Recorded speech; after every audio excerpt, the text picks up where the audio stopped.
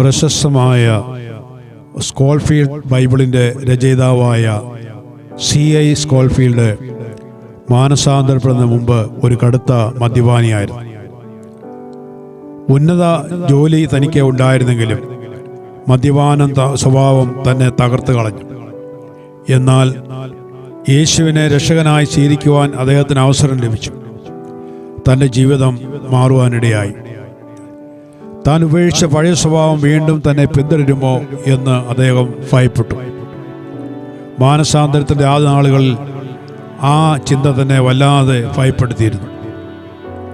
എന്നാൽ തൻ്റെ ജീവിതത്തെ മാറ്റിമറിച്ചൊരു സംഭവമുണ്ടായത് അമേരിക്കയിലെ സെയിൻറ്റ് ലൂയിസ് എന്ന സ്ഥലത്തുകൂടെ യാത്ര ചെയ്യുമ്പോൾ ഉണ്ടായ ഒരനുഭവമാണ്. ദാനിയേലിനെ സിംഹക്കുഴിയിൽ ദൈവം കാത്തു പരിപാലിക്കുന്ന ഒരു മനോഹര ചിത്രം തനിക്ക് കാണുവാനിടയായി. അതിൻ്റെ പശ്ചാത്തലം എന്ന് പറയുന്നത് ദാനിയേലിൻ്റെ പുസ്തകം 6-ാം അധ്യായം അതിൻ്റെ 21-22 വാക്കുകളാണ്.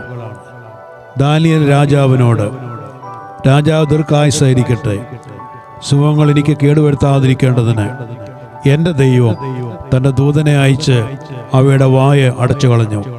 അവരുടെ സന്നിധിയിൽ ഞാൻ കുറ്റമില്ലാത്തവൻ. ആ ചിത്രാലയത്തിന് മുന്നിൽ കൂടെ താൻ നടന്നു പോകുമ്പോൾ ജനലിൽ കൂടെ താൻ അതിൻ്റെ ഉള്ളിലേക്ക് നോക്കി. ദാനിയേൽ സിംഹത്തിൻ്റെ കുഴിയിൽ നിന്നുകൊണ്ട് ധൈര്യത്തോടും സന്തോഷത്തോടും കൂടി രാജാവിനെ നോക്കിക്കൊണ്ട് അവൻ്റെ ചോദ്യങ്ങൾക്ക് മറുപടി നൽകുന്നതും സിംഹങ്ങൾ അവൻ്റെ ചുറ്റും ശാന്തമായി നിൽക്കുന്നതുമായിരുന്നു ആ ചിത്രത്തിൻ്റെ ഉള്ളടക്കം. മൗലികത നഷ്ടപ്പെടാതിരുന്ന ജീവസുറ്റ ആ ചിത്രം അദ്ദേഹം വളരെ ആകാംക്ഷയോടുകൂടി നോക്കിക്കൊണ്ടിരിക്കുമ്പോൾ ദൈവം തന്നോട് ഇപ്രകാരം സംസാരിക്കുന്നതായി തനിക്ക് അനുഭവപ്പെട്ടു. ദാനിയേലിൻ്റെ ചുറ്റും സിംഹങ്ങൾ അവനെ വിഴുങ്ങാതെ വണ്ണം സൂക്ഷിച്ച് ഞാൻ, മകനെ, നിന്നെ കൈവിടുമോ? സിംഹങ്ങളെപ്പോലെ ഭയമുളവാക്കുന്ന നിന്റെ ദുസ്വഭാവങ്ങൾ നിന്നെ ജയിക്കാതെ വണ്ണം ഞാൻ നിന്നെ സൂക്ഷിക്കുകയില്ലയോ? അപ്പോഴാണ് സ്കോൾഫീൽഡ് ദൈവത്തിൽ കൂടുതലായി ബലപ്പെട്ടത്. ദൈവത്തിൻ്റെ കാത്തു സൂക്ഷിക്കുന്ന ശക്തിയെക്കുറിച്ച് അതിനു മുമ്പ് ആരും തന്നോട് സംസാരിച്ചിരുന്നില്ല. ദൈവത്തിനെ സൂക്ഷിക്കുന്ന ശക്തിന്മേൽ അവന് വലിയ വിശ്വാസം വർദ്ധിച്ചു. അവൻ സന്തോഷം നിറഞ്ഞവനായി ഇങ്ങനെ വിളിച്ചു പറഞ്ഞു, എൻ്റെ ദുസ്വഭാവങ്ങളെയും എൻ്റെ പാവങ്ങളാവുന്ന ദുഷ്ടസ്വഭാവങ്ങളെയും ചുറ്റും നിരന്നു നിന്നാലും സിംഹത്തിൻ്റെ വായടച്ച് ദൈവം എൻ്റെ ജീവിതത്തിലും അത് തന്നെ ചെയ്യും.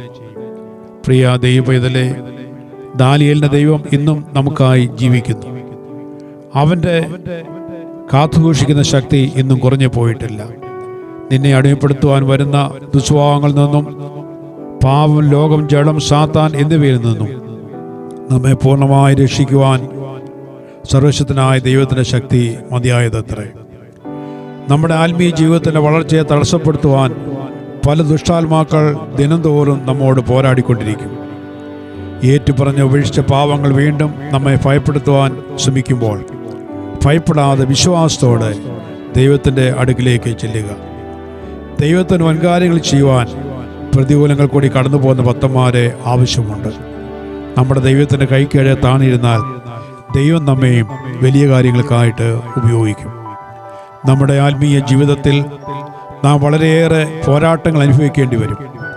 നാം സ്നേഹിച്ചവരും ആത്മീയമായി പിൻബലമേകി വളർത്തിക്കൊണ്ടുവന്നവരും ഒക്കെ അവർ വളർന്നെന്ന് തോന്നുമ്പോൾ ആത്മീയ അഹങ്കാരത്തിന് അടിമപ്പെട്ട് സ്വാർത്ഥയോടെ പ്രവർത്തിച്ചു എന്ന് വരാം.